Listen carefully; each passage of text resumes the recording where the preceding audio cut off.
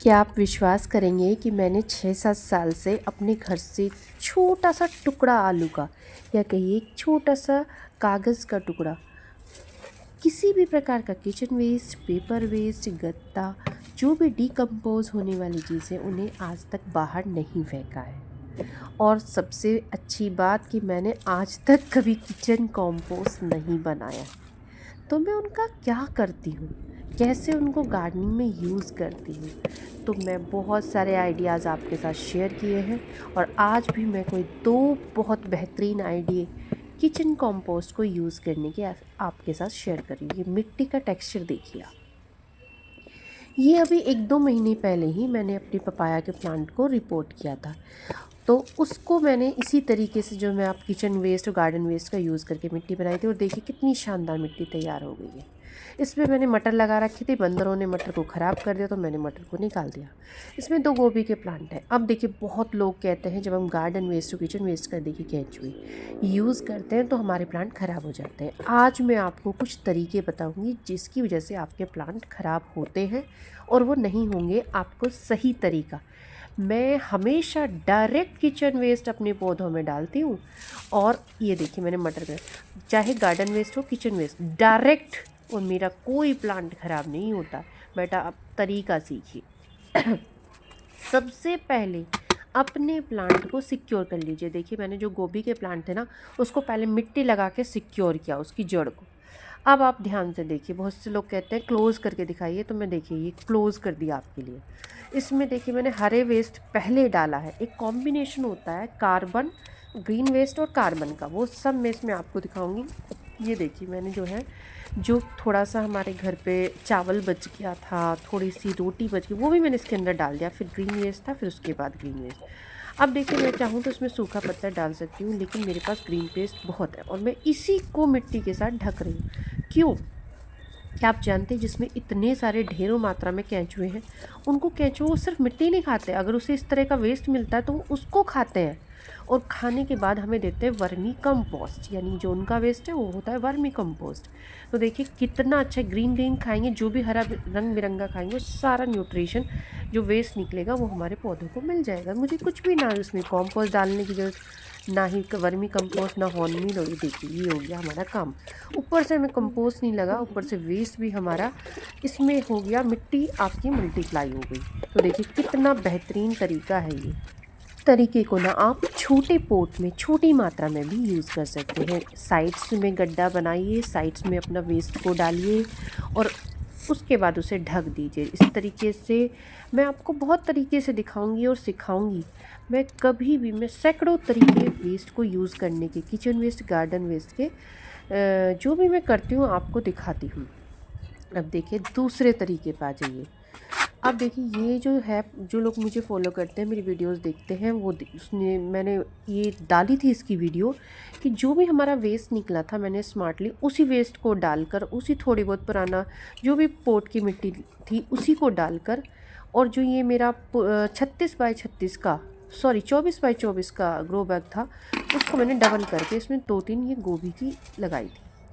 और ये सब कुछ वेस्ट में, एक मुट्ठी भी इसमें खाद नहीं था। अब देखिए, अब इसमें इस तरीके से यहाँ पे कंस्ट्रक्शन का काम चल रहा था, उसने इसको हिलाया तो मिट्टी थोड़ी सी मतलब ये फट गया, ये कह लीजिए हिला डुलाने से। अब मैंने इसकी मिट्टी को इस तरीके से गुड़ाई किया। मिट्टी का टेक्सचर देखिए कितनी भुरभुरी मिट्टी है। अब मैं इसमें वेस्ट डालूँगी, डायरेक्ट वेस्ट का यूज़ करूँगी। देखिए पहले मैं आपको बता रही हूँ, मैंने जिससे प्लांट ख़राब ना हो। आपके प्लांट क्यों ख़राब होते हैं? आप डायरेक्ट वेस्ट जड़ों में डाल देते हैं, ऐसा नहीं करना है। साइड साइड में देखिएगा मैं किस तरीके से लगाऊंगी। मिट्टी डालकर मैं प्लांट्स की जड़ को पहले सिक्योर कर लूँ। सबसे मेन रूल, सबसे मेन ट्रिक कि आपको प्लांट में डायरेक्ट रूट में नहीं देना। देखिए इस तरीके से आपको मिट्टी डाल के इसे मतलब थापा या मिट्टी चढ़ाना भी बोलते हैं। जब आप प्लांट में इस तरीके से मिट्टी चढ़ाते हो तो उसका जो हेड बनेगा वो बहुत अच्छा बनेगा। ऊपर से जो आप वेस्ट डालोगे ना, उसका डायरेक्ट गर्मी या डायरेक्ट उसका जो असर है वो प्लांट पे नहीं पड़ेगा और आपकी रूट ख़राब नहीं होंगी प्लांट की। तो आप देखिए, मैं ये सब मैंने दिखाया था एक वीडियो में, जिन लोगों ने मेरी वीडियो शुरू से ही देखते हैं उन्होंने देखा होगा। तो देखिए इस तरह ये आप जो कर रहे हो ना, ये आप एक सिंगल छोटे गमले में भी कर सकते हो। इस तरीके से आपको ऊपर चढ़ा देनी है, साइड साइड में से निकालिए मिट्टी, ऊपर चढ़ा दीजिए। और फिर देखिए अब मैं किचन वेस्ट का और गार्डन वेस्ट का इस पॉट में यूज़ करूँगी। कैसे करूँगी आप देखिए। ये मैं कई दिन का इकट्ठा कर लेती हूँ, गार्डन और किचन वेस्ट मिक्स है इसमें। अभी भी मेरी तबीयत ठीक नहीं है, गला थोड़ा ख़राब है, इसलिए थोड़ी सी आवाज़ में आपको लग रहा होगा। आप देखिए ध्यान से देखते जाइएगा। मैं साइड साइड से, ये मैं स्लो करके इसलिए दिखाती हूँ कि बहुत से लोग कहते हैं आप प्लीज़ ढंग से क्लोजली दिखाएं, और अगर मैं जल्दी कर दूँगी ना स्पीड, तो आपको समझ नहीं आएगा कि मैंने किस टेक्निक से ये रखे हैं। सबसे मेन चीज़ यही होती है कि आप ये सब आप करते करते सीख जाओगे। देखिए आप सोचेंगे, मैं मुझे खुद बिलीव नहीं होता कि 6-7 साल हो गए मैंने इतनी सी चीज़ भी, आप देख रहे हो उसमें मूंगफली के छिलके भी है। और आजकल मैंने रोटी, पहले मैं रोटी सब्ज़ी यूज़ नहीं करती थी, लगभग 1 साल से मैं वो भी कर रही हूँ। मेरे उसमें सब डाइजेस्ट हो रहा है। और गर्मियों में तो मैं आपको ऐसे ऐसे किचन वेस्ट की यूज़ बताऊंगी कि इतना सब अब तो मैं खोद रही हूँ, दबा रही हूँ, वो भी नहीं करती। और मैं आपको इंडोर प्लांट्स में बताऊंगी, और बिल्कुल भी ख़राब नहीं होते हैं आपके इंडोर प्लांट्स। जो थोड़े सेंसिटिव होते हैं उनकी बात मैं नहीं कर रही हूँ, जो लोग जो दिखाऊंगी। तो अब देखिए मैं इतना धीरे धीरे इसलिए रख रही हूँ क्योंकि इसमें ना कुछ बोगनविला की कटिंग्स है जो हाथ में लग जाती है। और इस तरीके से देखिए गार्डन वेस्ट, किचन वेस्ट, चाय पत्ती, सब कुछ है इसमें। अब देख रही है बुगनविलिया की मैंने कुछ कटिंग की थी, तो वो सब भी है। इस तरीके से आप देखो ध्यान से, मैंने जड़ों के आसपास। अब आप समझने वाली बात यह है, गार्डन वेस्ट और मिट्टी जो हमने इसमें लगाई थी उसके बीच में भी अभी भी जगह बाकी है। और अब ये डिकम्पोज होगा, कॉम्पोस्ट में चेंज होगा, इसके लिए हमें थोड़ा कार्बन भी लगेगा। और मैं सच में बताऊँ, मैं बहुत ही कंजूस, मैं बहुत कम मिट्टी का यूज़ करती हूँ, क्योंकि मैं चाहती हूँ मेरे जो पोट है ना टेरेस पे, वो हल्के रहें और कम से कम मिट्टी मुझे यूज़ करनी पड़े। तो मैं इसमें मिट्टी डाल रही थी, फिर मैंने देखा कि अभी तो इसमें जगह है, मतलब मिट्टी और ये जो है इसके बीच में फिलिंग होनी चाहिए। और अगर इसमें कार्बन पड़ जाए, सूखी चीज़ पड़ जाए, तो ये क्या होगा, अच्छे से डिकम्पोज जाएगा। और मैं ये मिट्टी इनके लिए नहीं बना रही, मैं ये बना रही हूँ जो गर्मियों के प्लांट है, जो मैं 1-1.5 महीने बाद लगाऊंगी, तो उनके लिए मुझे मिट्टी मिलेगी। आपने देखा, मैंने जो पहले देखा होगा कैसे मैंने इसको वेस्ट से भरा था, थोड़ी बहुत ऊपर से मिट्टी छिड़की थी। और आज मैं ये सब भरूँगी ना, इसके बाद देखिए सूखे पत्ते डाल रही हूँ, जिससे कि कार्बन जो वो है ना, किचन वेस्ट और सूखा पत्ते, वो मिलकर एक अच्छा कंपोस्ट बनाए, अच्छा मॉइस्चर इसमें रखे। देखिए मैंने उन मिट्टी और वेस्ट, उनके बीच की जो जगह थी वो सब फिल कर दी है सूखे पत्तों से। ये काम आप गत्तों से कर सकते हो, न्यूज़पेपर से कर सकते हो, पेपर वेस्ट से कर सकते हो, या फिर सूखे किचन वेस्ट से कर सकते हो। नहीं है कुछ भी तो आप मिट्टी और कंपोस्ट को मिला के डायरेक्ट वो डाल सकते हो ऊपर से। अब आपको मैं बता रही थी कि इसको देखिए, जैसे ही 1 महीने बाद इस पर 1 या 1.5 महीने लगेगा, ये गोभी के हेड बन के तैयार हो जाएंगे।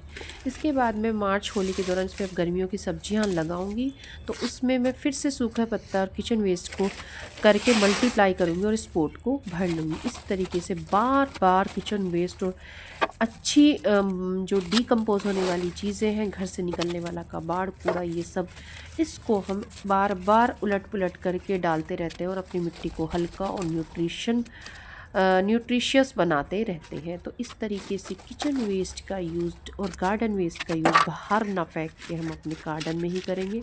और इससे देखिए कितना ज़्यादा जो बार बार कंपोस्ट हमें ख़रीदना पड़ता है ना, उसका तो खर्चा बचता ही है।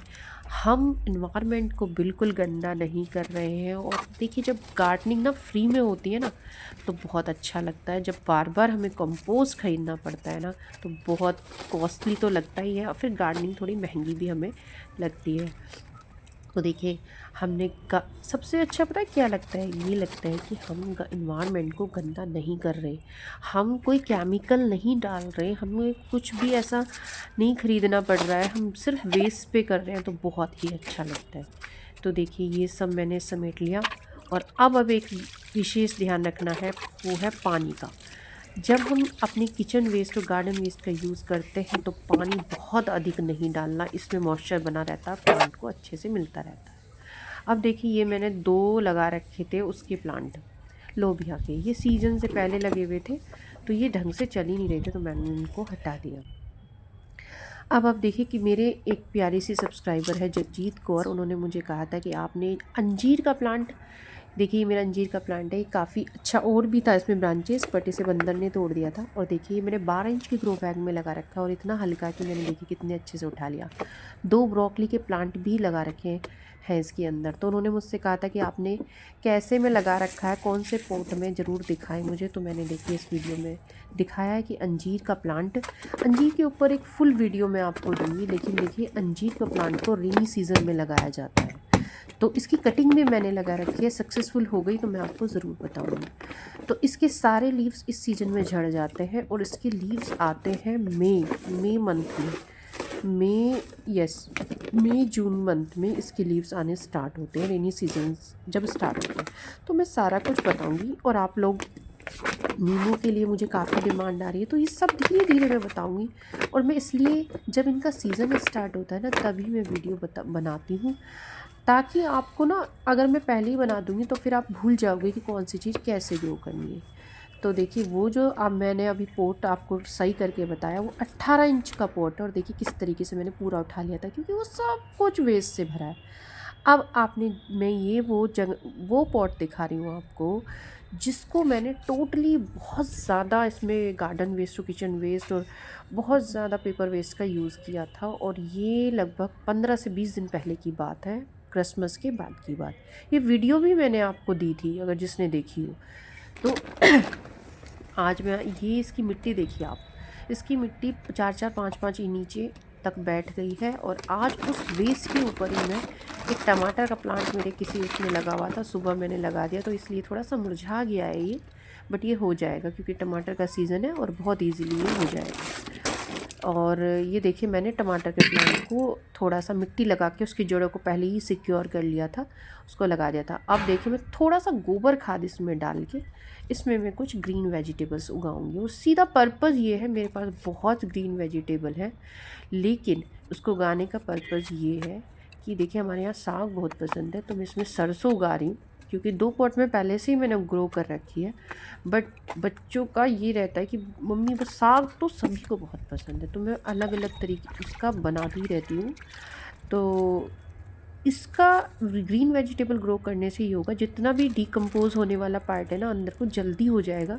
और 2-4 बार हम इसमें से हार्वेस्ट करने के बाद हम फिर गर्मियों की सब्ज़ी इसमें लगा लेंगे। तो इस तरीके से देखिए कितना वेस्ट है इसके अंदर, फिर मुझे ना कंपोस्ट भी नहीं डालना पड़ेगा।